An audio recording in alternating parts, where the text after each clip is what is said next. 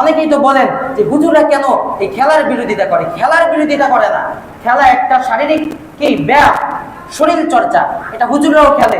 নবী রাসূলরা কি করছেন, এরকম বিভিন্ন তীর ছোড়া, ঘোড়া দৌড়, এইগুলা কি করছেন, শরীর চর্চা খেলছেন। কিন্তু নাজায়েজ কোন ক্ষেত্রে?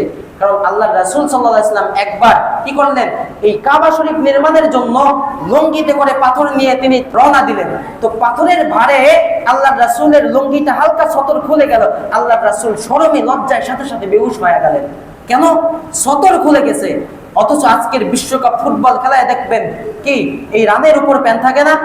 অনেক মুসলিম ফুটবলার থাকে যাদের পরিপূর্ণ সতরের সাথে খেলে, কিন্তু অধিকাংশ যারা সতরকে কি করে, খুইলা রাখে। টাকনুর উপরে কি থাকে, টাকনুর নিচে প্যান্ট থাকে, আবার এই রানের উপরে প্যান্ট থাকে। সতরকে প্রকাশ্যে দেখানো হচ্ছে, এটাকে নরমালাইজ করা হচ্ছে। আবার দেখেন সেখানে বেপর্দা নারীদের উদ্যম, আনাগোনা, অশ্লীলতা চলছে। এরপর দেখেন সেখানে এই খেলাকে কেন্দ্র করে, যেটা ইসলামে জুয়া, বাজি ধরা হারাম, এটা অহরহ চলতেছে। এরপর দেখেন এই খেলাকে কেন্দ্র করে ভাই ভাই হানাহানি, মুসলিম উম্মাহ একে অপরের গায়ে হাত তোলা, যেটা হারাম ছিল। আজকে আমি বিজাতীয় একটা দলকে সমর্থন করতে গিয়ে আমার মুসলমান ভাইদের উপর আমি হাত তুলতেছি। এই যে ঘরে ঘরে হানাহানি, ভাই ভাই দ্বন্দ্ব, এটা তো ইসলাম সমর্থন করে না। তাহলে যেই জিনিসটার মধ্যে ইসলাম বিদ্বেষী কর্মকাণ্ড, ইসলাম বিরোধী কর্মকাণ্ড পাওয়া যাচ্ছে, সেটাকে আমি অকপটে সমর্থন করতে পারি না।